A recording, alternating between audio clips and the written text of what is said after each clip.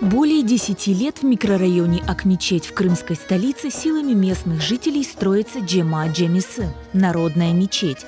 За эти годы построили цокольный этаж и заложили бетонное основание для мечети площадью более 1300 квадратных метров. Yarım yıldan beri ziyade kuruş toxtalmay, mına yavaş baya iş yaptık bu yıl. Bu caminde adını verdik Cemaat Camisi. Neçin degende elhamdülillah hepsi adamlar bu camiye kol koya. В микрорайоне Ак-Мечеть, где проживает 5000 крымско-татарских семей, на сегодняшний день действует лишь одна мечеть. Ее вместимость не более 500 прихожан. Джема-Джемисы по планам будет одной из самых больших мечетей Крыма. Коллективно здесь смогут молиться более 2000 верующих.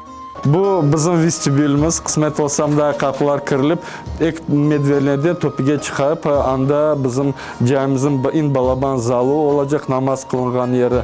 Bu taraftan bu kısmet olsa, mında balaban zalı yasaldı. Kış vaktini mında iftarlar kırılacak, anda yasadık kuknya çıkıp, minaret ek çetne olacak kısmet olsa. Uzunluğu 38-37 metre olacak. Şimdi kısmet olsa, bu duvarlar kötü арматура alınacak, bizge керек 3 тонна арматура almak керек.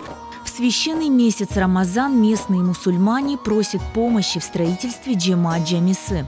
Ведь на реализацию такого масштабного проекта необходимы немалые средства.